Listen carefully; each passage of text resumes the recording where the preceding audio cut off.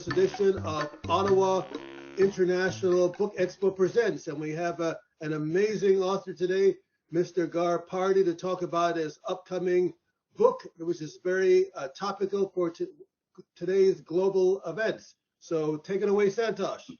Gar Pardy has a lifetime's experience in understanding the technology and politics surrounding nuclear weapons. He began his career working in Canadian support for American nuclear bombers based in and transiting Canada, and has spent nearly 40 years with the Canadian Foreign Service. During this time, he has been deeply involved in efforts to eliminate nuclear weapons. Thank you so much, Mr. Pardy, for joining us today. Good afternoon. Thank you very much again, Mr. Pardy. We're here to talk about your book, which is very apropos for today's world events on global conflict, stuff going on in the Ukraine, concerns about threat over nuclear war. First we want to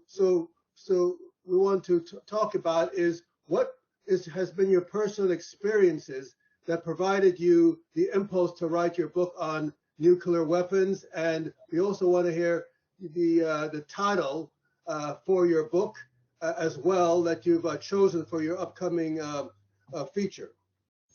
Yeah, it goes back to, I guess, first involvement with all of this was in Goose Bay in Labrador when I was working for the Canadian Weather Service in those days.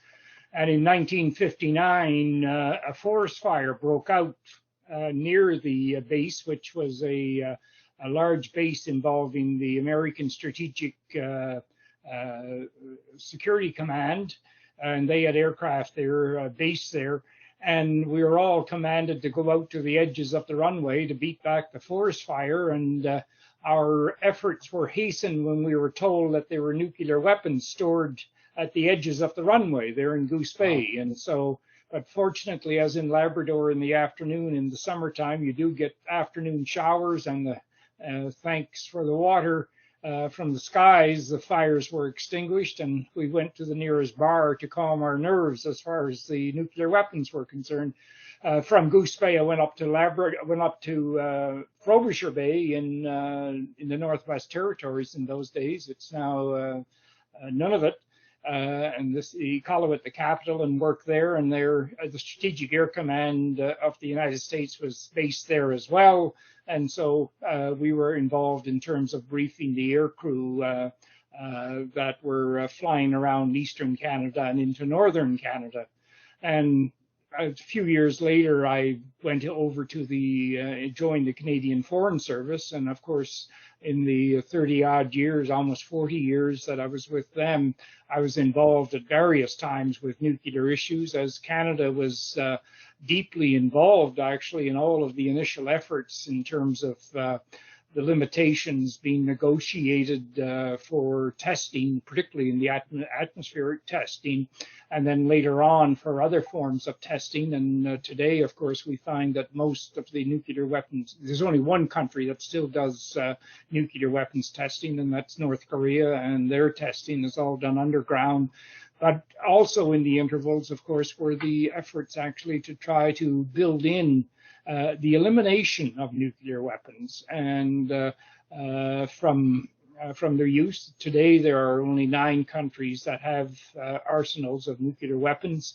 And the efforts continue actually to this very day to try to eliminate nuclear weapons from the armories from those 9 countries. And so we're coming up in about 22 years or so to 2045, which will be the centenary of the first use of nuclear weapons in war, when the Americans dropped bombs on Hiroshima and Nagasaki. And I sort of put the two together, and I thought maybe it's not going to be rapid by any means, but another 20 years we may be able to see the end of nuclear weapons as far as the world is concerned. And really the book is a contribution to that effort, ongoing effort to see the elimination of nuclear weapons. And the whole focus of the book is the elimination of nuclear weapons. So the title of your new upcoming book is The Scary World of Nuclear Weapons, Agenda for Elimination. So again, this is a fabulous book cover that we'll be sharing with our viewers. There's, definitely a lot of concern going on with respect to the stuff going on in the Ukraine war. But just to go back a bit on the experience you had in Goose Bay. So there was a fire in Goose Bay that you had to put out. And if you were potentially unsuccessful in that, would the nuclear weapons have potentially detonated? Like, what was the risk factor you were dealing with at that particular time? Well, these were the very early days of the nuclear. There were some safety devices attached, of course, to those kind of weapons, and normally those safety devices would have prevented. There's been, as you know, a number of accidents over the years involving nuclear weapons being carried on aircraft and on the ground and one thing another like that. And usually the safety devices built into the weapons preclude sort of an accidental detonation on them. But the fact that the other side of nuclear weapons, of course, there's a lot of radioactive material associated with those weapons, and the spread of radioactive material, of course, can be equally dangerous. And that was the issue, I think, that we were facing in Goose Bay. But as I say, fortunately, the rains came and the fire was put out, and we were not to see a serious problem develop. But it tells you, just in terms of the storage of weapons around the world, and with 9 countries involved with those weapons, the possibility of something happening involving nuclear weapons is high. And then when you build into the world today, of course, is that, and certainly we've heard on a regular basis, as far as the Russians were concerned, they keep mentioning their arsenal of nuclear weapons and whether they might have to use them with regards to their losing more in the Ukraine. And that is something that is, I think, we should all be concerned with. We have North Korea it hasn't had an underground test now since, I think, when was it, 2017, but it is developing its delivery system. And that's what, when you look at nuclear weapons, you've got to look at the delivery systems that are available. And when we were in Goose Bay, of course, the delivery systems were B-47s and B-52s.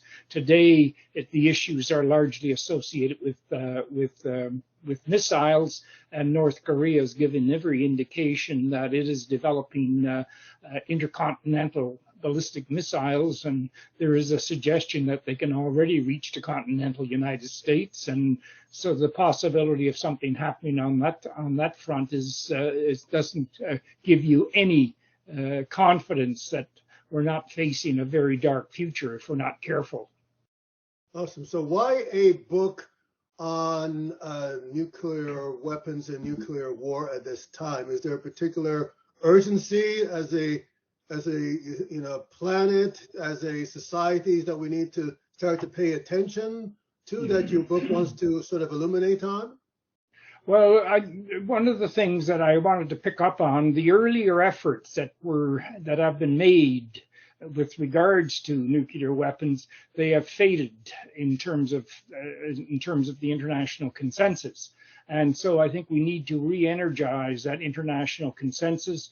There is a new treaty that was negotiated a year or so ago in New York at the United Nations that calls for the elimination of those weapons, but none of the 9 nuclear weapon states have agreed to that particular treaty. And there's also another pending treaty there with respect to ending all testing of nuclear weapons, including underground. And so it's in terms of trying to provide some sort of an impulse, and perhaps trying to put together a collectivity of countries that are prepared to act together to create the international will to see those weapons eliminated before 2045, I think. And all of these things have come together. And I thought and the book, as you readers will find out, I do deal with a fair bit of history going back to the development of the nuclear weapons themselves, Canada's involvement in the development of these weapons. Canada was closely, along with Britain, was closely associated with the Manhattan Project in the United States, which saw the development of nuclear weapons for the first time. And but we made a decision right after the Second World War in 1945 that we would not go the route of developing our own nuclear weapons. We decided that we would use nuclear energy for peaceful purposes only, and that's why I think we've had a fairly successful years of developing power reactors for the generation of electricity and for the use of radioactivity as far as health issues are concerned. So all of these things are there, but that is quite different. The British went the other route. They decided to develop their own nuclear weapons after the war, and in 52, of course, they had their first explosion off the west coast of Australia. And in the meantime, in 1949, just 4 years after the ending of the war, the Soviets had their first nuclear explosion. And both Russia today and the United States today, they probably have about 90% of the world's inventory of nuclear weapons. And so the concentration, I think, in my view, is at the end of the day that we would hopefully that they would certainly start developing or renew the earlier efforts that were already in place between the Americans and the Soviet Unions for building down their inventory. The inventory of weapons peaked in '86. Now we're down to, I think the Russians and the Americans have about 6,000 weapons themselves. The other countries are all in the low hundreds. And some of those countries, one wonders whether they should, do they need the nuclear weapons? And so the future, I think, has got to be, you've got to work on limiting or eliminating some of those countries from having nuclear weapons. That's the whole objective of what the non-proliferation issue is about. Do you have any sort of, Mr. Pardy, any insights because one of the concerns I have observed as somebody who has has an experience in international relations from University of Toronto. One of the things which I'm concerned about is that as a globe and as a planet, we're spending trillions of dollars into nuclear weapons. We have right now, as it stands, enough nuclear weapons just with Russia and the United States to destroy the Earth multiple times.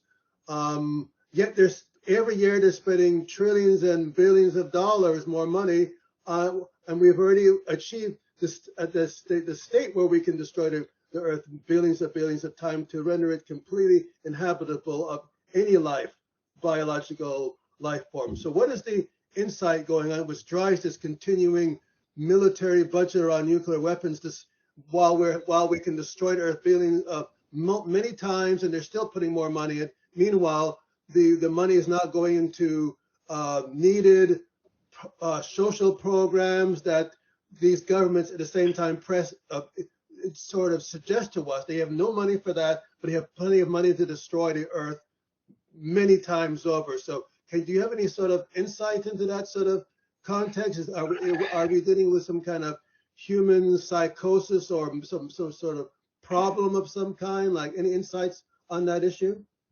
Well, the history of the development of nuclear weapons, of course, when you go back to pre-Second World War, the science that was involved, the development of the science associated with nuclear energy was a common science throughout the world. You mean the Germans, the Russians, the French, even the Japanese had their own nuclear program, the British had their nuclear programs, and we had some elements of this going on in Canada.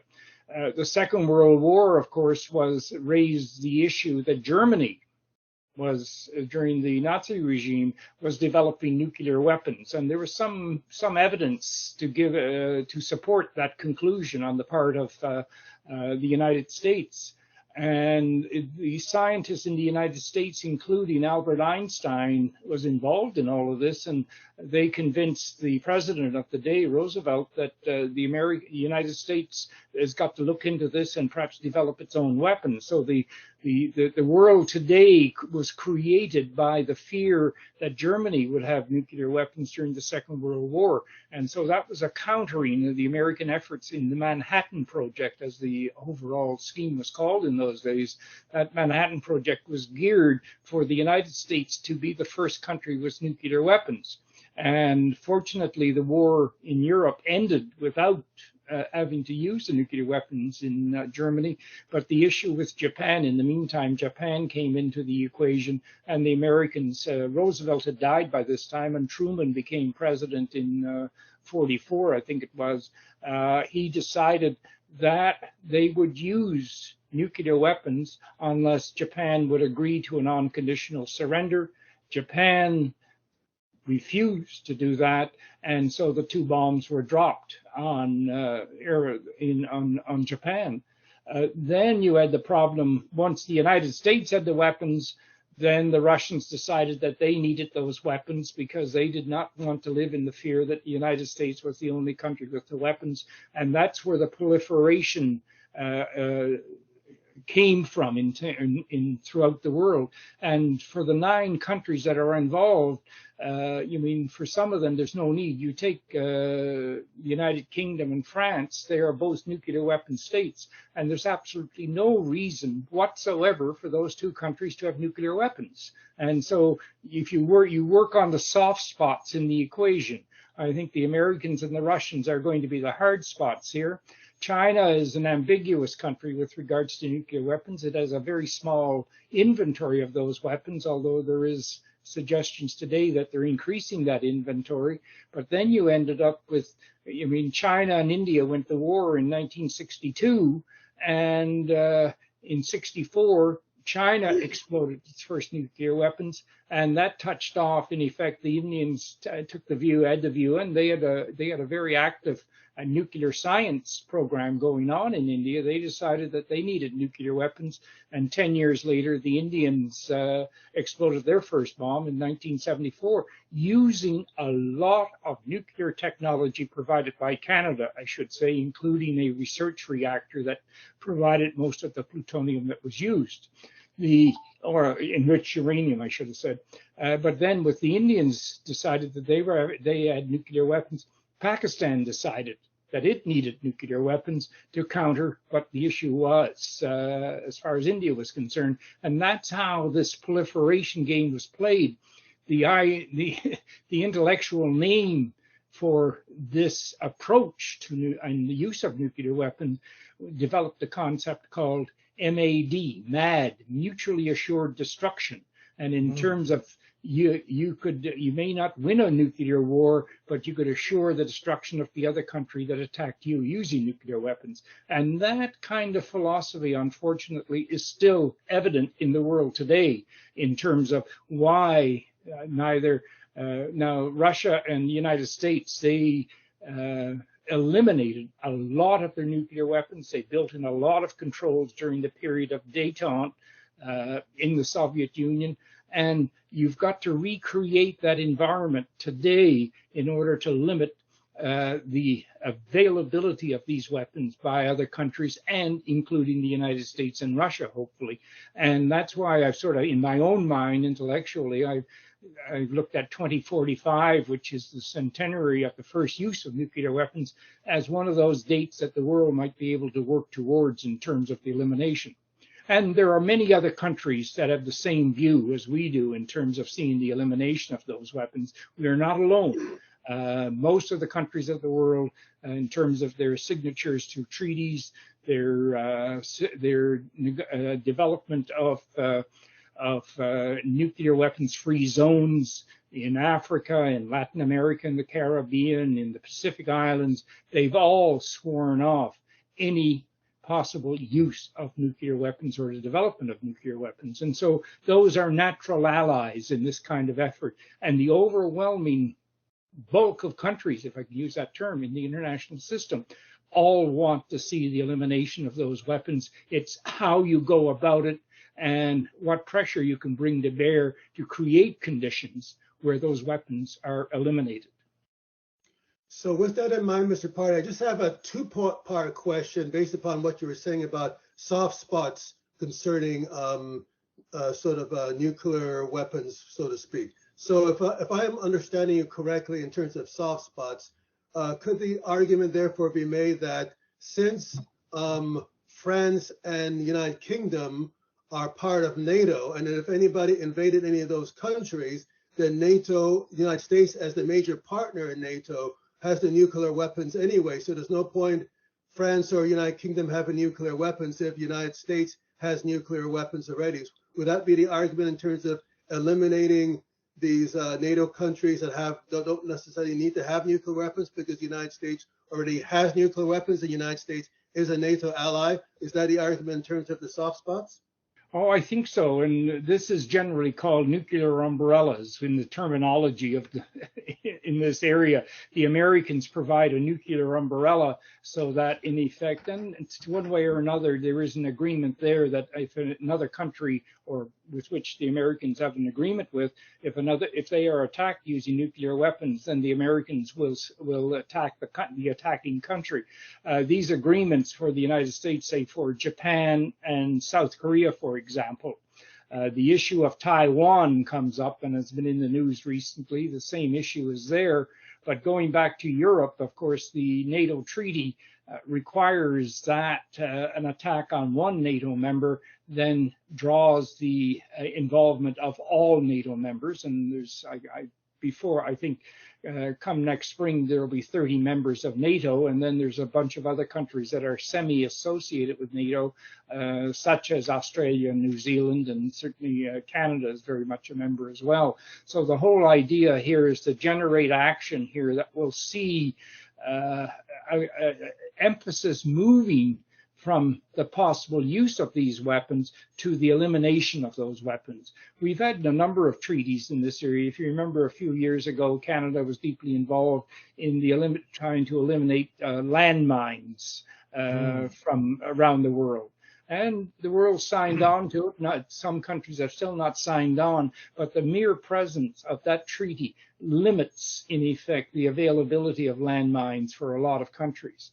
So it's all of this sort of thing, and you need to be sort of stand away from it to a certain extent. Sweden is a natural ally, by the way, of Canada in these efforts, and the Swedish government has already organized a number of conferences on this issue to organize it, and we are certainly a member of that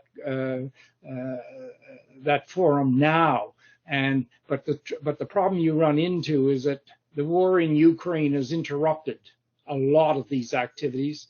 The other thing that has happened, and we haven't mentioned so far, of course, the world was able, and involving Russia, China, and the United States and the Europeans, negotiated a treaty with Iran back in 2015, where Iran, in exchange for the lifting of a variety of economic sanctions, decided that it would not develop nuclear weapons. And it has quite an active nuclear program, by the way. And but what happened was, when Mr. Trump became president of the United States, he decided to cancel American involvement in that treaty. So as a result of that, you have Iran today enriching uranium. They're using centrifuges there for their material. They're enriching natural uranium to close to the 90 percentile, which is what is used in nuclear weapons. So you've got something going on there. And I think in some ways the first test of any effort here is to try to renegotiate with Iran a treaty that will see them engaged in proliferation activities. And I think it's not a happy place these days in Iran, and whether that's going to be successful, but it's got to go on the agenda, and something needs to be done. The change in administration in the United States with Mr. Biden, I think the possibility is there that the Americans would go along. With the midterm elections out of the way now in the United States, I think the Americans might be more forthcoming with regards to an international effort to renew the treaty with Iran. So all of these things need to operate in concert here, because I think there is nobody that disagrees with the idea that there is a need to get rid of nuclear weapons. There is even the 1970 treaty, a non-proliferation treaty, that all of the nuclear weapon states signed on to back in 1970, while the treaty legitimized the nuclear weapons programs of the five members of the Security Council with nuclear weapons. The treaty also required those countries to make a serious effort to see the elimination of nuclear weapons. So the international agenda was set 50 years ago on this issue with that particular treaty. And it's a question here of getting that treaty into public view and getting it observed by the members who've signed on to that treaty. So with that in mind, so the first phase of an elimination could start with the allies of the United States, the allies of Russia, and the allies of China who have nuclear weapons. And by sort of saying that, okay, since China, Russia, and United States are sort of have nuclear weapons, then the allies of these three countries in the Security Council don't need nuclear weapons, because the United States and China and Russia would already be their sort of security guarantors. So there would be a first phase with starting with the allies and then going after the main, focusing on the main China, Russia, and United States, plus any of these independent, wayward countries that have sort of their own sort of non-aligned nuclear weapons. So I guess, would that be the phases to sort of work on this interior? And I think that that understanding is in place. I would say that if you were to do a poll of the nearly 200 members of the United Nations, I think 170 of them would easily agree that the elimination of nuclear weapons should be a major international subject for discussion, and we don't lose sight of it. Sometimes it's difficult to convince people that they should do something in the middle of a war, but this might be a good time, because the war in Ukraine is going to come to an end. I have no doubt about that whatsoever, whether it's next year, early next year, or another year or two, but negotiations are going to follow. It's always the way with war. They do come to an end. And I think at the time when that's being discussed here, part of the discussion should very well be dealing with nuclear weapons. So I think the consensus, the international consensus, is there on the issue. It is the mechanics of getting that understanding in with some degree of force and agreement throughout the world. That's really what the issue is here. Yeah. So with that in mind, I also it was about time we started getting into the Ukrainian war conflict. Now, this is an issue which is on the mind of the journalists, the news, and stuff like that. But I have basically two concerns about the Ukrainian war conflict. Wanted to get your insight on, and how sort of the book may sort of touch on that. So in terms of what we were talking before, mutually assured destruction, in terms as a deterrent in sort of nuclear proliferation, that sort of ethos, from my standpoint, is based upon the idea of humans having a sense of self-preservation and not wanting to be destroyed among and being part of the ash and the rubble of nuclear destruction. But what I see going on, Mr. Pardy, in Ukrainian war is a needless disrespect of human life, not just with respect to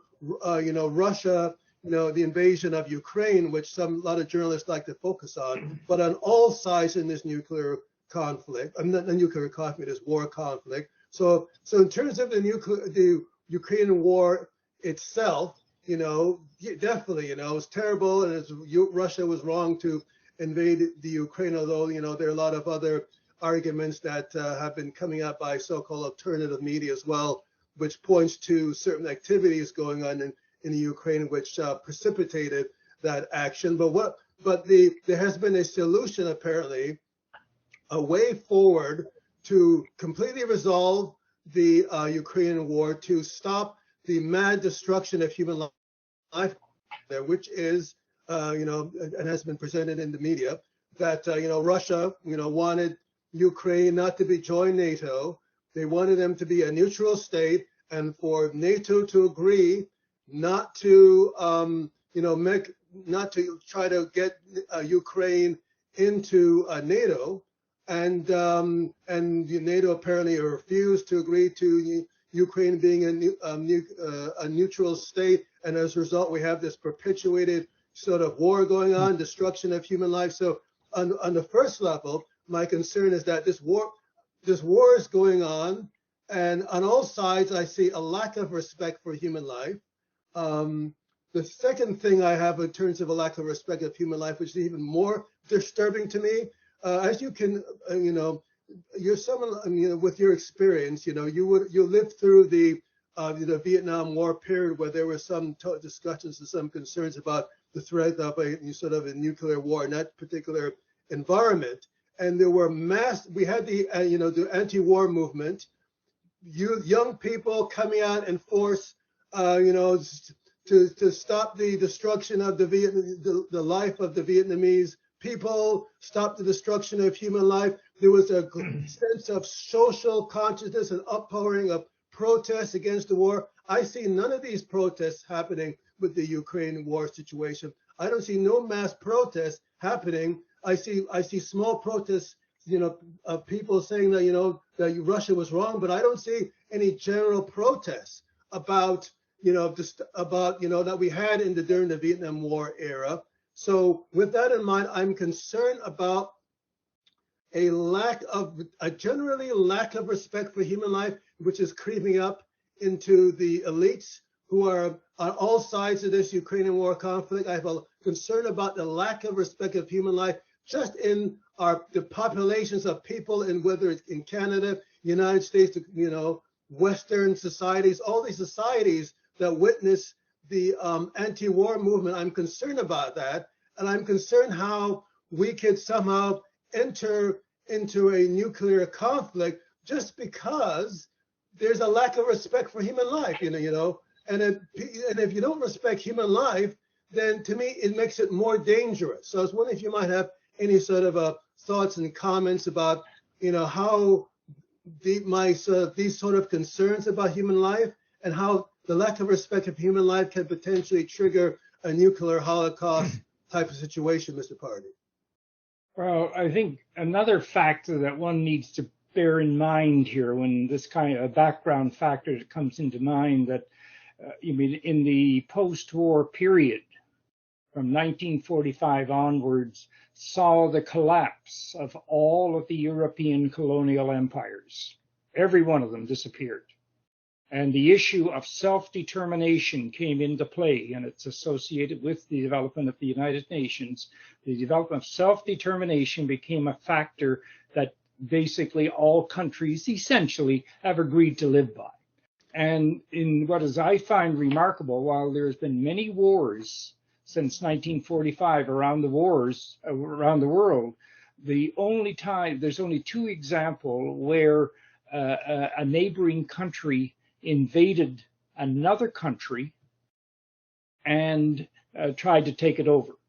You had Iraq doing this with regards to Kuwait in 1970, and the world came together and put an end to that particular invasion. It took a while longer to complete it, but that's another story. The second one is the Russian actions in 2014, first in Georgia, then in eastern Ukraine and Crimea, which is taking over a country that in many ways was a creation of the Soviet Union. Back when the United Nations was created in 1945, the Russians insisted that it wanted two countries near its borders to be membered as independent countries in the United Nations, the Ukraine and Belarus. They became part of the United Nations. And what the Russians did in 14, now again in February of this year, basically is to alter that. Ukraine has been trying to sort itself out I mean, ever since, I think from 2014 on, it's gone a number of iterations here. It had very little to do with NATO per se. The reason why Poland, if you like, or the Baltic states and a few others around the Russian border, they all determined on their own that they were going to become members of NATO. And if you take Finland, and there was a term, 1939, the Russians invaded Finland, took over a fair bit of territory, and then started to insist that Finland adopt the policy that was basically made in Moscow. What happened as a result of what the Russians did in February of this year? Finland said, the hell with this. They got out of that sort of embrace by Russia, and they have applied to join NATO.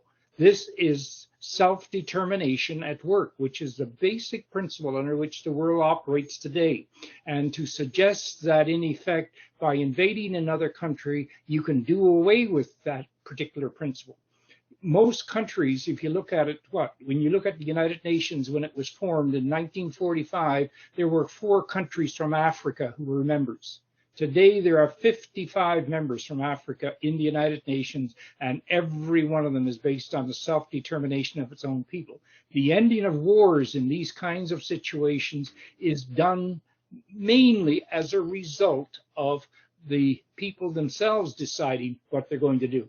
The ending of the American war in Vietnam, that was caused by the Americans themselves deciding that their government was wrong and the government had to change. And so it took a change in presidents and a variety of other moves. The same thing happened in Afghanistan since Biden took over. I mean, the Americans have been in Afghanistan for 20 years. The Russians were there 10 years, and they had no success. Neither country had any success whatsoever in turning Afghanistan into something that they wanted to see. And so nuclear weapons plays a role in all of this, but they're used today largely as a threat to try to condition what other countries are prepared to do to assist. Because the Russian threat of nuclear weapons, as far as Ukraine is concerned, is basically a threat to try to limit what other countries, including the NATO members, are doing to help Ukraine achieve its own self-determination. And so that's the factor that is there, and you can't ignore that particular factor of self-determination as being an essential feature of the world as it lives today. And most countries respect that particular. That's why there's no wars of aggression the way that there used to be in the world before 1939. So I'm not too concerned. It's a question right now of even the Russians. I mean, Russia, I think if there's two factors that you can take out of the Ukraine situation, I think there's 2 countries that are surprised by what has happened. One, the Russians are clearly surprised that this was not an easy takeover for them. And the second one was the Ukrainians who see the results of their own efforts here to counter the Russians. And that's the result that we're dealing with today, is largely a result of the self-determination by the Ukrainians to run their own affairs. And you large countries, whether it's the United States or whether it's Russia or China for that matter, you abuse that principle of self-determination, you're going to pay a real price for it. And that's what the Russians are finding out today. In terms of the self-determination, an argument has been made, and again, I like, just going with 2 sides of the arguments. An argument has been made that in, I believe it was 2014, the previous government in Ukraine was friendly to the Russians. Was illegally or improperly or whatever terms they're using out there, was improperly overturned and by some sort of American or NATO proxy interest, and that the current government in Ukraine is a result of that improper overturning or overthrowing of the previous Russian-friendly government. So I guess I'm just talking about arguments that have been made out there. I'm not trying to take any particular side. So that's one sort of argument has been made in terms of the issues regarding the President Zelensky government. But with that in mind, from an international relations standpoint, doesn't national self-determination, again, I wholeheartedly agree with the concept, but doesn't it have certain limits? For example, let's say, just the devil's argument, let's say, like Toronto wanted to become, a separate country, and people in Toronto said, we wanted to become a separate country or what have you. Is that like something that is like, do the rest of people in the rest of Canada have a say on that? Again, going back to the national self-determination, as a student of international relations, if, for example, Canada, theoretically, again, this is not practical, but theoretically, let's say Canada said it wanted to join a military alliance with Russia, or Mexico wanted to join a military alliance with Russia. And we already saw what happened when Cuba, in the Cuban Missile Crisis, wanted to, the Russians, Cuba determined that it wanted to have, Russian missiles. In the early 1960s, the United States said, no, we don't want Russian missiles pointing to us right a few miles south of Florida. So in an environment of in which we have to deal with and hopefully support a peaceful environment, does national self-determination have limits? With that in mind, as a second part of my question, if, for example, NATO or Ukraine specifically said, yeah, we want to join NATO and that we should recognize Ukraine under self-determination as a NATO country, wouldn't NATO be obliged to then, if Ukraine joined NATO, obliged to then declare nuclear war or war against Russia for attacking Ukraine? So what are the implications? I don't think that people are thinking of what are the implications of, particularly during war, of Ukraine joining NATO. Based upon the NATO pact, you attack one country, everybody gets attacked. So if we're in the middle of the war, Russia and Ukraine says that we're now a part of NATO, wouldn't NATO be obliged to attack Russia? So do you have any thoughts on, is national self-determination absolute? And if Ukraine joined NATO, wouldn't NATO be obliged to declare war against Russia? And wouldn't that be a basis for a nuclear war? So do you have any thoughts on that? Oh, many, many, many.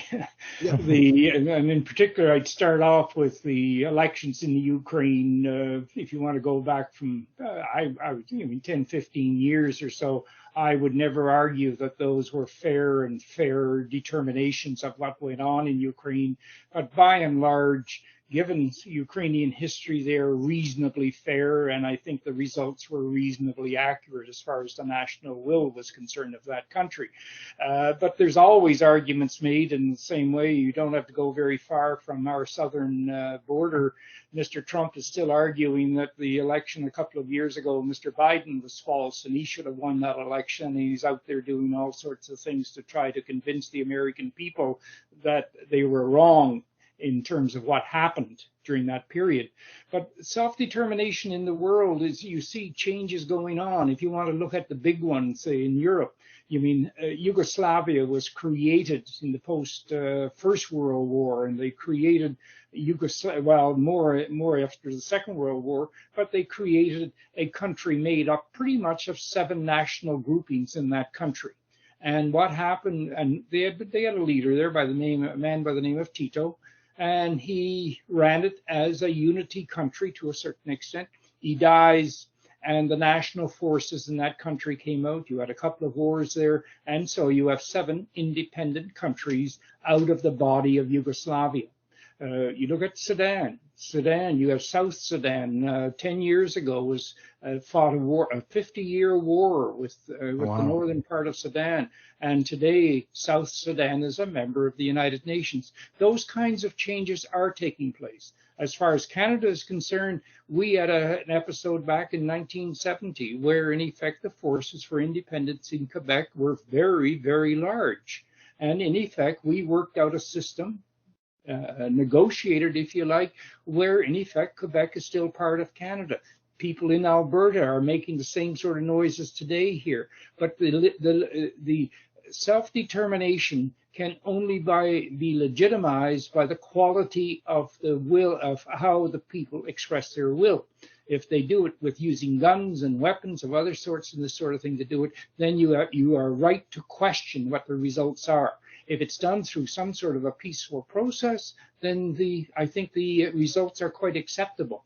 And I think we'll still see some of this going on. You see it, I remember in Africa, I think in Nigeria, which is a country that is, it's got more divisions into it than most. And yet it's a combination of whether the people end up believing that they would be better on their own or part of that larger unity. And that's what you have to work with here. But it's the quality of that process. And this is where the United Nations has to play a role here, is in terms of the quality of the voting. From what I can gather, as far as the Ukraine is concerned, the last election in Ukraine was reasonably democratic. Simple as that. The people expressed a will. This is what they wanted, was an independent country, and then free to make the decisions as who it wanted to associate with elsewhere in the world.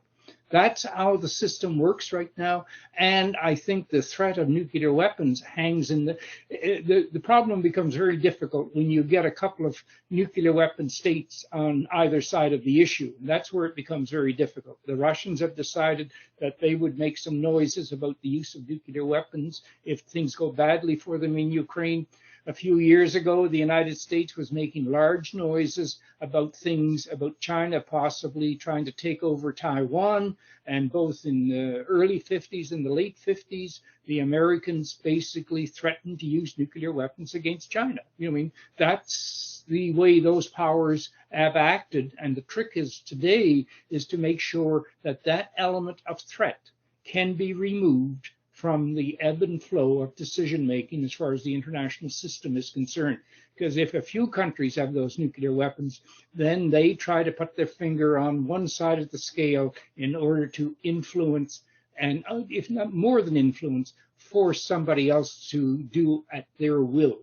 So it's not difficult. We do it all the time in international relations. It is just that nuclear weapons now have taken on a life of their own, and how we put together a program, an agenda to limit, well, we've been quite successful in limiting the proliferation of weapons. One country, of course, South Africa, did have nuclear weapons a few years ago, and it decided that it would destroy its nuclear weapons. So that's why we have 9 today. North Korea being the addition to that equation. And the trick, this is why I think it is possible. And this is where China becomes very important. North Korea exists in its current state today largely because of support from China. That's it. That's all that there is that you need to look at here. And the trick is, how can you get China working on an agenda that brings the level of pressure to bear on North Korea that would see their weapons eliminated? Because if every statement that the president of North Korea makes with regards to nuclear weapons, the only thing he states with absolute certainty, those weapons are in place so that he can use them against the United States. Now, the United States is a nuclear power as well. The futility of that kind of an argument, it would see the destruction of North Korea plus a lot of other places if that were to happen. So that's why I say, when you look at all of these individual countries, there are national reasons and regional reasons for all these countries who've ended up with nuclear weapons, and that's what you've got to work on if you're going to see the elimination. And this is why I would always, my starting point for this agenda is to work on the Brits and the French, to get rid of their nuclear weapons. There's no need for them to have those weapons whatsoever. And So speaking of getting rid of the nuclear weapon, they must be done in like a very safe manner as well, right? So like, do you have any idea, like, because you can't obviously you can't just like destroy it without, otherwise it might explode. There might be like a lot of caution that has to be done, and all the countries have to do it in a safe way. So do you have any ideas about like how to dismantle them in a? Oh, it's highly technical and very carefully controlled, and there is a lot of this work has gone on in terms of the United States and the Soviet Union when they agreed to a variety of treaties to reduce the number of weapons. All of those weapons, in effect, were dismantled in some way or another. Now, the radioactive material itself is still in play, and the trick is to try to put controls with regards to that fissile material and control it in some way, and that can be done. It has been done. The IAEA, which is the international organization that sort of manages the world's nuclear energy, if I can use that term, they've got, I think is one of the best international organizations out there with regards to its technical expertise. And they were available. But getting rid of fissile material is not easy. Well, we're still in Canada. We've had nuclear reactors since late 40s. We're still trying to get rid of some of that material. We can't get anybody in this large country to allow that material to be buried in some way so that it can stay there forever, if you like, without causing any additional problem. But it is not easy, and it is expensive, but there you are. It can be done. I hope so. Yeah. So in terms of like going back to Ukraine, Mr. Pardy, do you see or envision any sort of risk in terms of escalating the conflict if Ukraine goes ahead and joins NATO in relationship to the NATO treaty obligations to consider an attack against an attack against all members? No, I think that NATO is not going to rush and admit Ukraine tomorrow. Already, even for Sweden and Finland to become members, as you know, that there is not unanimity among existing members of NATO to allow them in. Hungary or Turkey in particular was a member of NATO, has objected to Sweden becoming a member of NATO. So those kinds of pressures within the organization is your controlling factor. I don't see the Ukraine, what you've got going on right now is, countries providing I wouldn't say a limited amount of weapon, but the one thing that has guided NATO policy and American policy for that matter, and NATO and American policy is probably the only one that matters in all of this, is that the fighting is 95% restricted to the territory of Ukraine. There has been some allegations about attacks on the Russian bases for aircraft just across the border and that sort of thing. But what is amazing here, I think, for this is almost a year that this war has gone on, there has been no escalation beyond, in effect, helping the Ukrainians defend themselves against the Russians. That's the essence of the assistance that has been provided.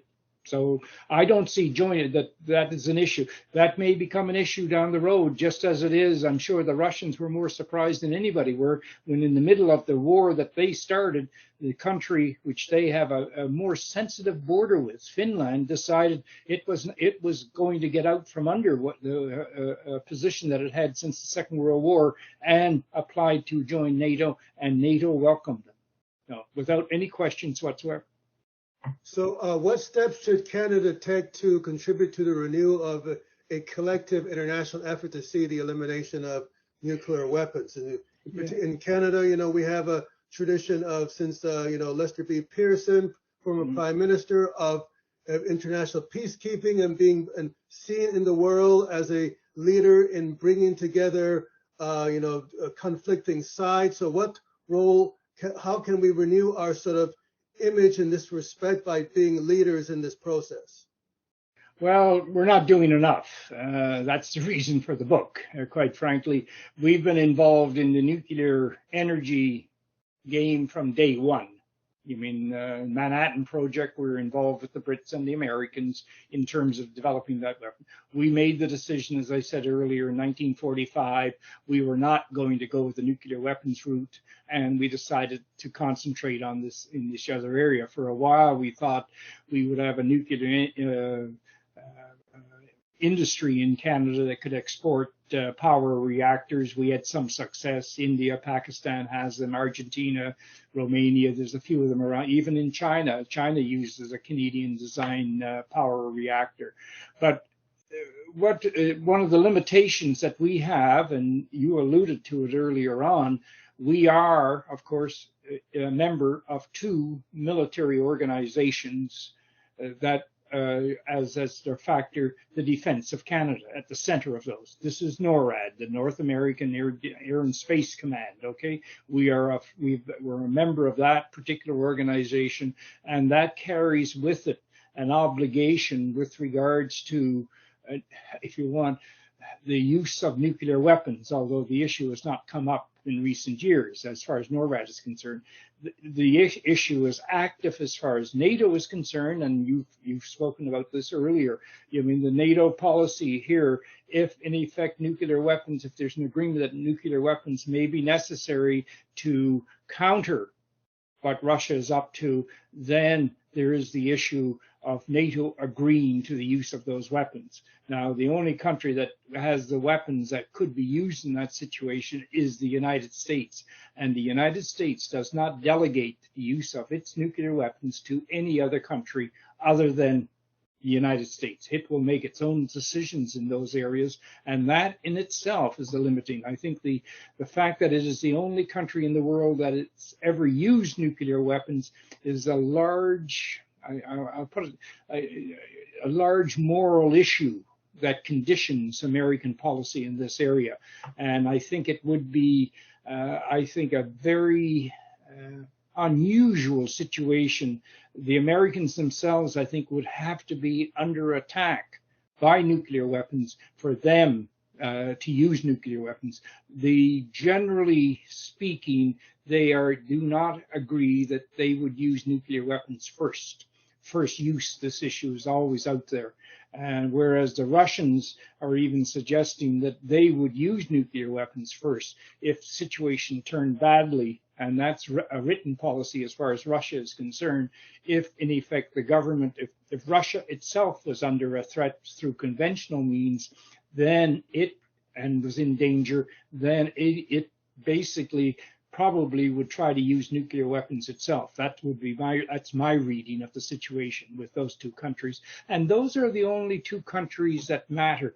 Even India and Pakistan, who both have nuclear weapons now, they have an agreement where every year they exchange information on their nuclear weapons programs so that there are no surprises here as far as this is concerned. And so these agreements can be reached. I'm not, I don't sleep under my bed at night. I sleep on top of it because I don't think there's any large things. I think that there's enough sensible people in the world as far as this issue is concerned, that we can get them all moving in the same direction. But boy, it's one hell of a hill to climb at this point, and that's really where the difficulty is. And the book basically is meant to organize, if you like, the approach as far as someday we'll see the elimination of nuclear weapons. So what countries do you envision Canada partnering with in its efforts to hopefully take some international leadership in the elimination of nuclear weapons? Oh, you start off with Sweden. The Swedes have always been a strong proponent, and we normally see eye to eye with the Swedes, no trouble whatsoever.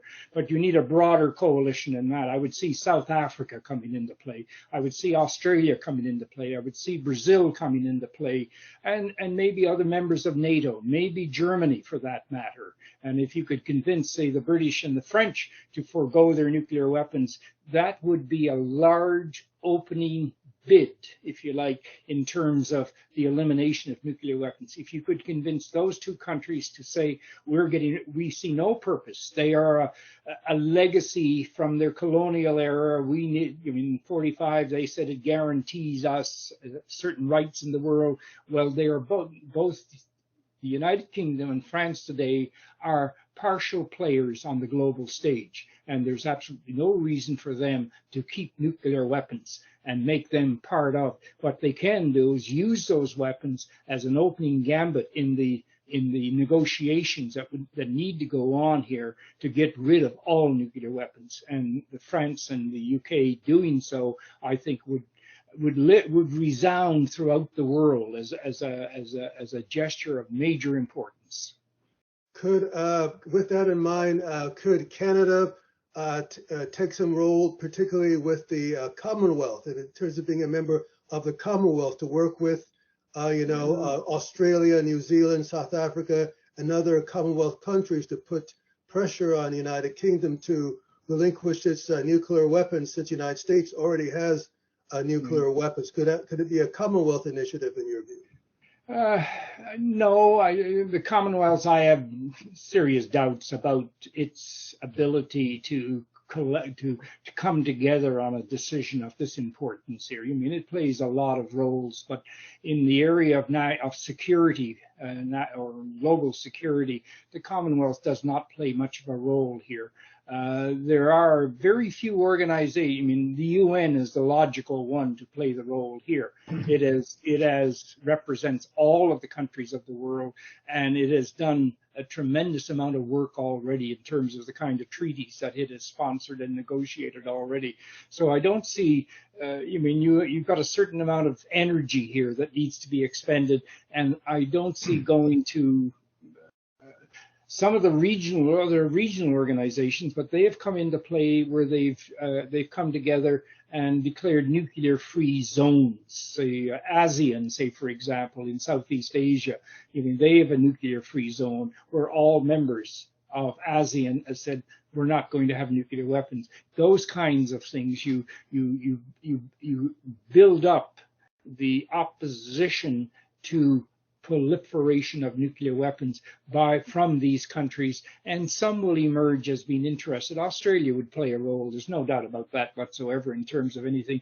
We work together well with them, but you need something more than Australia and Sweden. There's a big world out there beyond those kind of countries that sometimes we're comfortable with, but you need to bring in, Brazil is an example. Argentina is another one from Latin America. But as I say, in Africa, Nigeria, South Africa, in going further east and we've not mentioned Israel, by the way, in terms of nuclear weapons. And Israel is a country with nuclear weapons, and that is a tough nut. How you go about that one is not something that's going to be at the top of your agenda, but certainly eventually you would have to come down to, well, what do you do about the nuclear weapons that Israel possesses? They don't acknowledge it, which is part of the problem. They say we don't have nuclear weapons, therefore that we don't create a problem. So that may be over. But I think there's a coalition. It shouldn't be difficult to get a coalition together. There's the one that gets together under the Swedish sponsorship that I mentioned earlier. I think there's 25 or 30 countries in that. All of them agreeing with the principle that nuclear weapons have to be eliminated. That agreement is there. That's the reason for that group coming together. And so you've got the foundations for the future work almost already in evidence here. And so much other things that have been done. The fact that the only country that's testing today is North Korea, and they haven't tested for 5 years, those are good signs in the sense of itself. Iran is a test.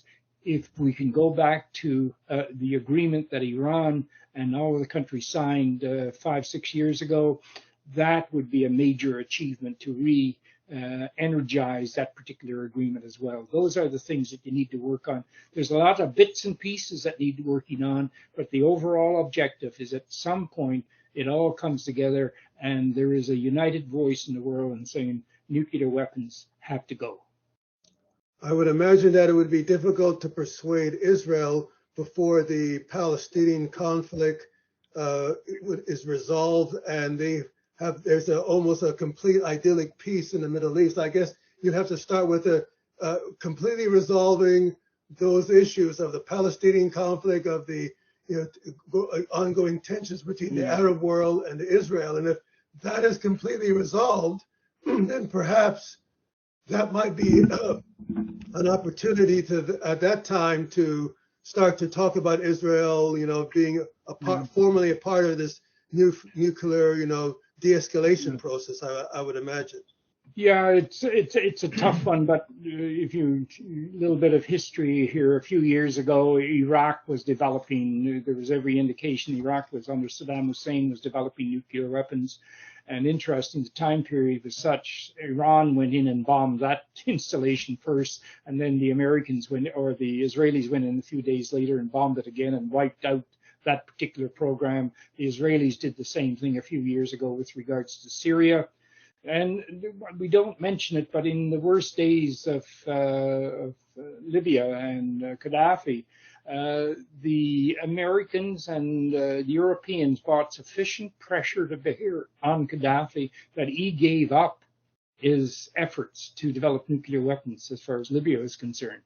So, these things are workable, but you've got to have a focus and you've got to devote the energy that you need.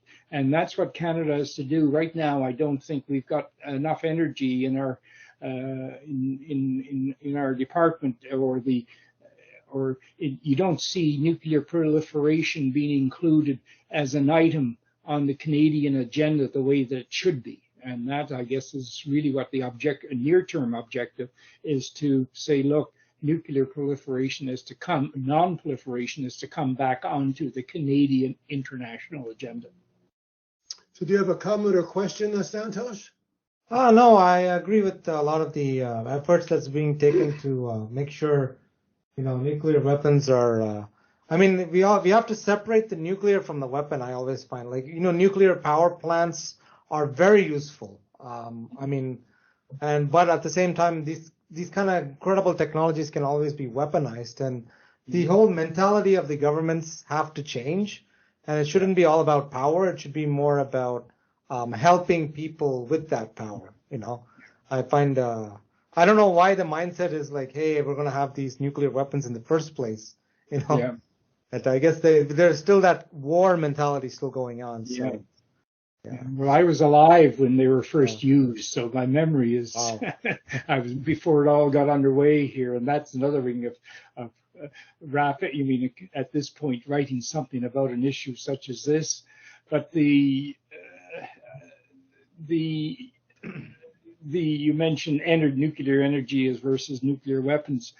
Yeah. In some ways, it's not divisible. You develop technology with regards to nuclear energy. An awful lot of the technology can be used then for nuclear weapons. That's your problem with this particular technology. Splitting the atom and getting chain reactions is the same for a power reactor as it is for a bomb. In a power reactor, you control it. In a bomb, you don't control it, and that's why you get the explosion. But the science of this sort of thing, you can go in on the internet there and you can see more material on nuclear weapons than you can power reactors. The other problem with power reactors is that people are finding that it is extremely expensive methodology to produce power. And you're getting to the point now, and I remember the accident in Japan there a few years ago where an earthquake offshore, and you get a tidal wave coming in and destroying what happened.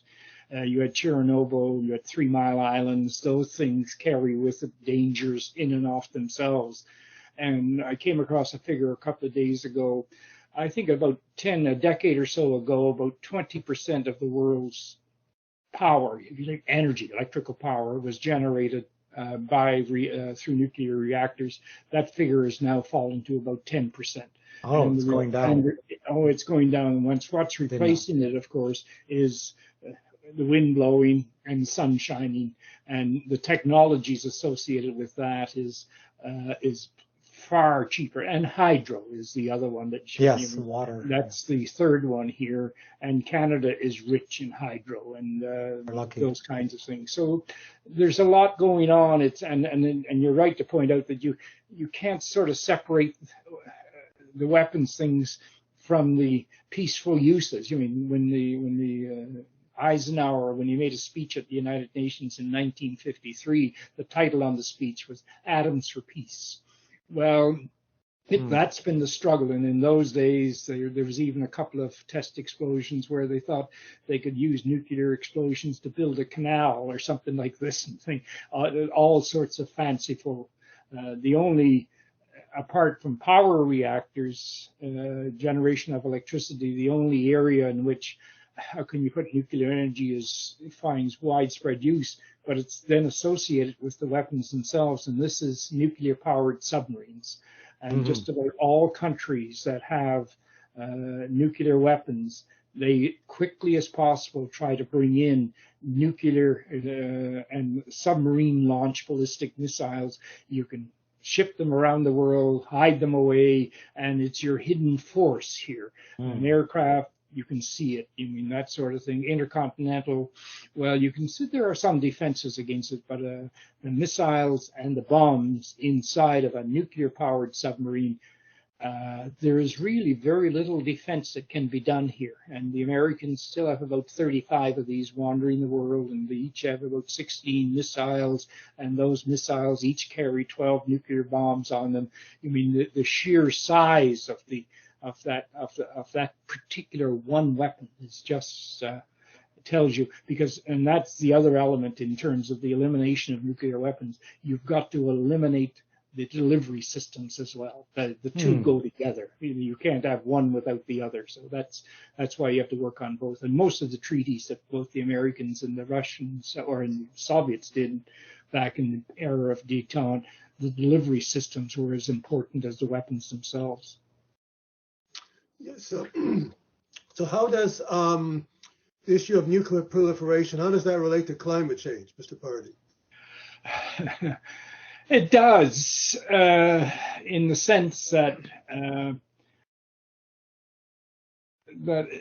climate change is basically trying to reduce one physical attribute of our common atmosphere, if you want. You want that you don't want the average global temperature getting any higher, because then you get into a whole series of other things and people start looking for shortcuts. And weapons do not play a role here, but nuclear energy, in some people's mind, think that it does play a role there. And I'm not sure about that myself. There's been very little crossover by the people who are involved as far as the climate change discussions are going on. They tend to be at I'm going to say a higher level. It's not quite a higher level, but it's a different road that you're on when you're discussing climate change as versus when you're discussing the elimination of nuclear weapons. But there's no doubt in my mind a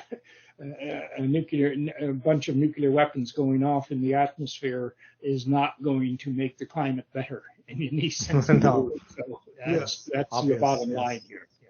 Yeah. So what was your sort of goal in writing The Scary World of Nuclear Weapons for the average reader? Was it to sort of inspire people to of the seriousness of a potential nuclear conflict? Is to get them more engaged as citizens in trying to stop nuclear proliferation? What was sort of your driving inspiration for the book?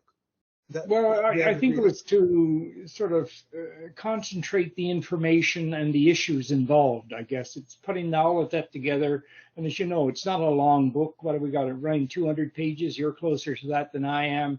But I've included all of the kind of negotiations that have gone on, the factors that countries, the 9 countries that have nuclear weapons, why they have them, and I've tried to provide that kind of foundational information from which other people, because God, I'm 80 odd years old, so other generations are coming into play, and my experience is not going to be the experience of the new people coming into play. And you try to provide that kind of foundational information that they say to take a read of this. Oh, that's what happened back in 1945. That's why I included a lot of graphic material on witnesses who were on the ground in Hiroshima and Nagasaki when those bombs went off, and that's so that people can read it right there. And because a lot of that information is there, it's not hard to find, but for most people they won't go look for it. So I tried to concentrate that sort of thing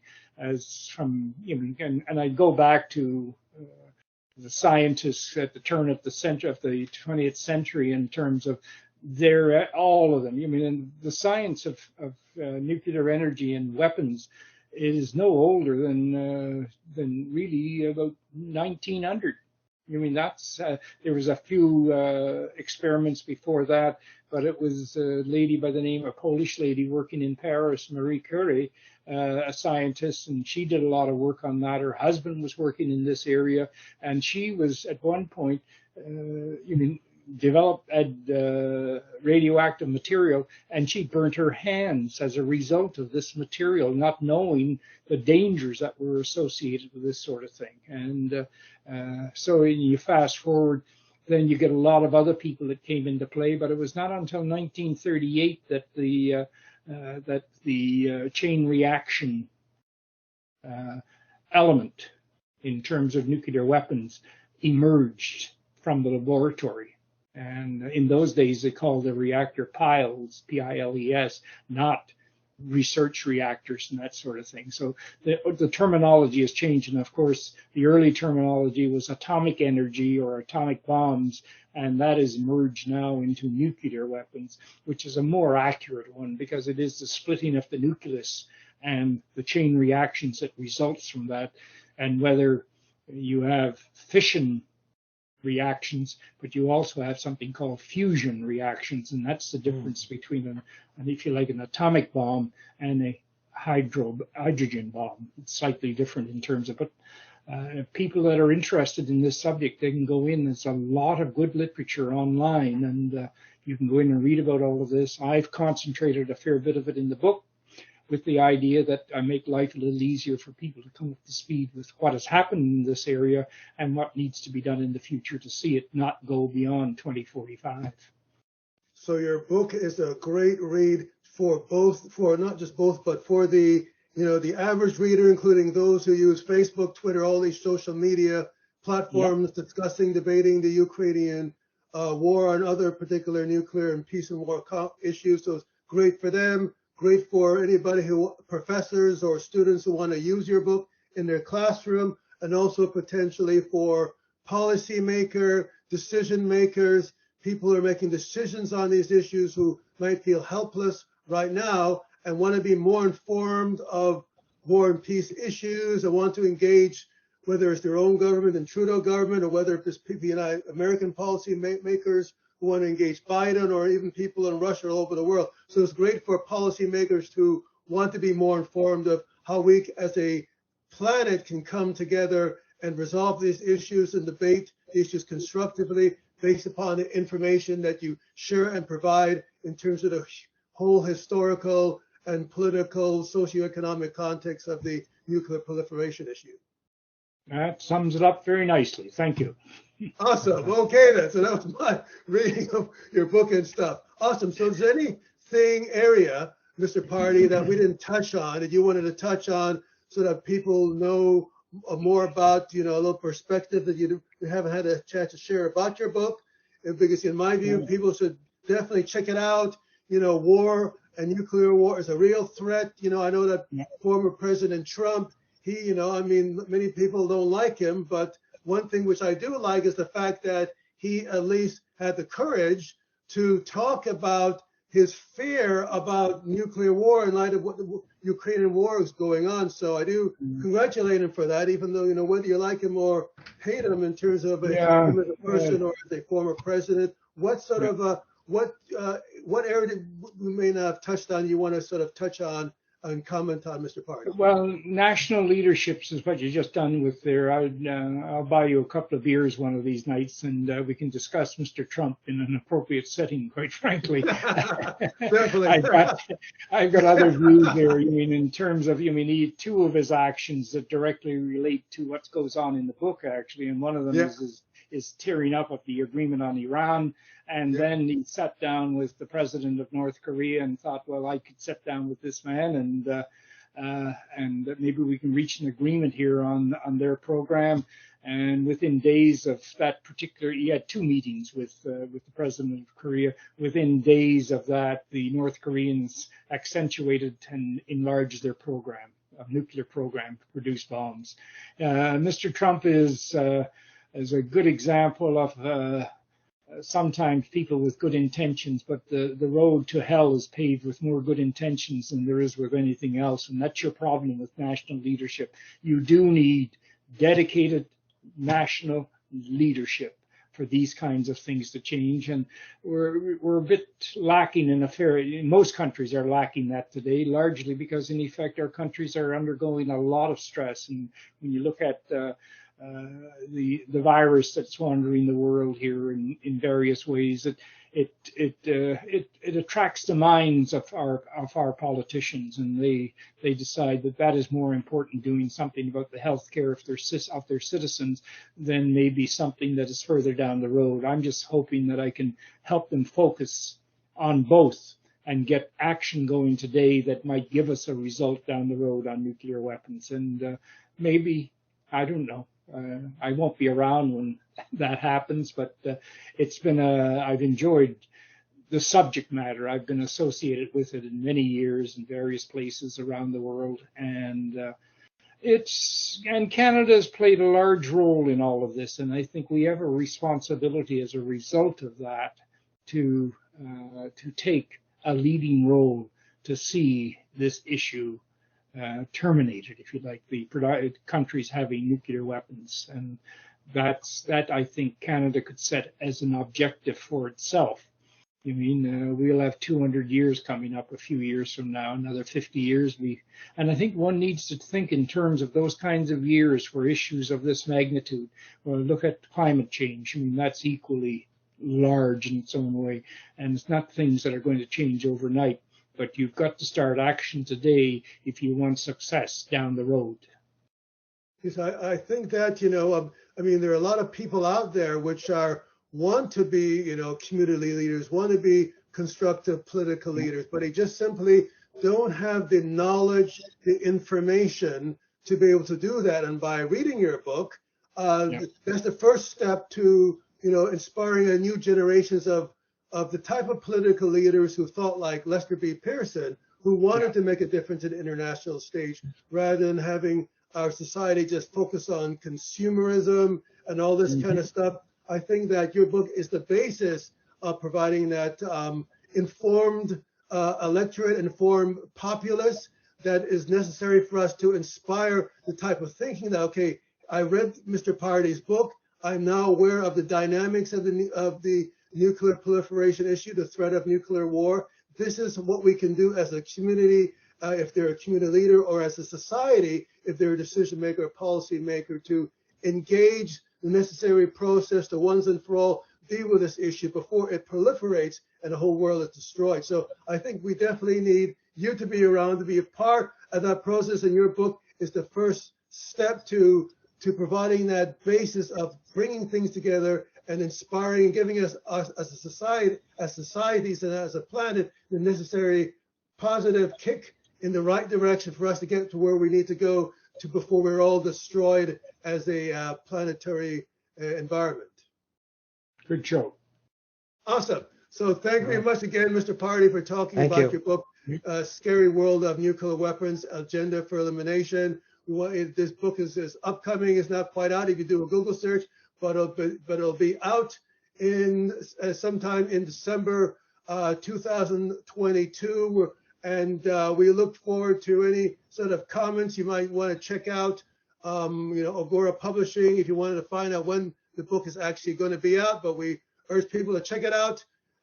Scary World of Nuclear Weapons, Agenda for Elimination, written by Gar Pardy. So thank you very much for another amazing edition of Ottawa Book Expo Presents. You can also contact Ottawa Book Expo to find out when Mr. Pardy's book will be available at indigo.ca, Barnes & Noble, Amazon sites, and all the different other booksellers out there. So thank you very much again for Mr. Pardy and Santosh for joining us today, my sort of co-interviewer in this fabulous discussion we had today on Mr. Pardy's upcoming book. So thank you very much again, Mr. Pardy. Very nice talking to you, sir. And thank you. No problem. Thank you very much.